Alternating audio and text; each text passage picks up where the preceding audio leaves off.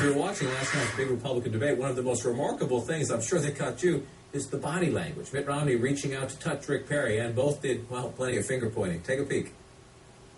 Because that just I'll doesn't. tell you what the facts are. Rick, again. You had the Rick, word. I'm speaking. I'm speaking. The newspaper. I'm speaking. Time for you to you get 30 seconds. Time for you this to is the way the rules work here. Is that I get 60 seconds. Well, no, what the and then American you get 30 seconds to respond, right? And they want to hear you say. You knew would you please wait? Working. Are you just going to keep talking? Yes, Here, let me finish with what I have to say. Entertaining, not necessarily enlightening. Joining us, CNN contributor Eric Erickson, Democratic pollster Peter Hart, and body language expert Patti Wood. Patti, I want to start with you. We usually start with the political folks in this block, but when you watch that play out, the finger pointing, the eyeball-to-eyeball contact, Governor Romney reaching over and touching Governor Perry at one point, what does it tell you about these guys? A couple of things. First of all, breaking debate ritual by facing off towards each other. Actually, Romney going away from his own podium to reach out and strike down and point at weapon-like. Really unusual. Also interesting that Romney looks good when he's angry. He even can smile when he's angry. That worked as an edge for him in the debates. Perry doesn't look good when he's mad. His face goes downward, points against him. Eric, everybody was wondering, because Perry had been MIA for a bunch of debates. When you saw the more feisty Perry, and you saw, you did, as Patti noted, a more combative Romney as well, what went through your mind? Where has this guy been? I mean, this was a fun debate. John, I'm surprised you don't have a black eye coming out of there. This debate was the debate we've all been waiting for. We knew it was going to happen. We knew Perry and Romney were going to try to go after each other. Perry tried in the last couple of debates and flubbed it. This time he actually got Romney to get into an unguarded moment where he made that line about, I called the lawn service and told him I'm running for office, for Pete's sake. I can't have illegal aliens. And Peter Hart, you know, Governor Romney did initiate the contact last night. To be fair, we like to be fair. It could have been payback. If you look at this photo, Rick Perry actually touched Governor Romney back at our September debate. There's more of a pat on the back. That was an attaboy, I guess. I don't think it was a supportive attaboy. But so when you see this play out between candidates, you're not only a great pollster, you do a lot of focus groups. You see interaction between people. What does it tell you? Well, it tells you that, look, Romney had one objective, and that was to say, I'm tough and I can hold my own against anybody. He took on Gingrich, he took on Governor Perry, he took on Santorum, he took on everybody that was on the stage.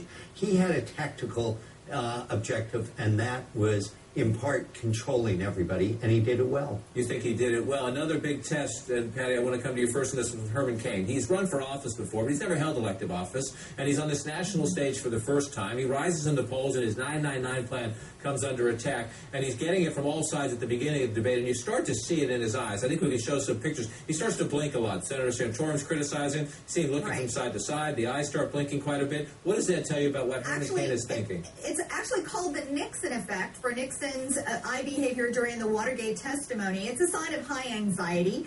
Cain doesn't do well when he's silent. He doesn't do well in that great posture that a lot of candidates can take on when somebody's saying something negative against him. He doesn't have that down yet. He needs to learn how to deal with that. Eric, were you impressed with Mr. Cain holding his own, or did you sense a little jitters there? I thought if that went on a little bit longer, I was actually hoping that went on just a little bit longer. I was waiting to see if he could continue to defend it.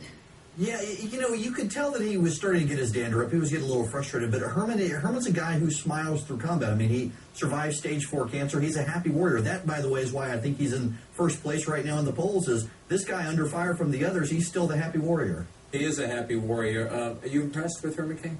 Last night, he did one thing exceptionally well. He connected with voters in terms of talking about human emotions in a way in which they could relate to. So he wasn't good on 999.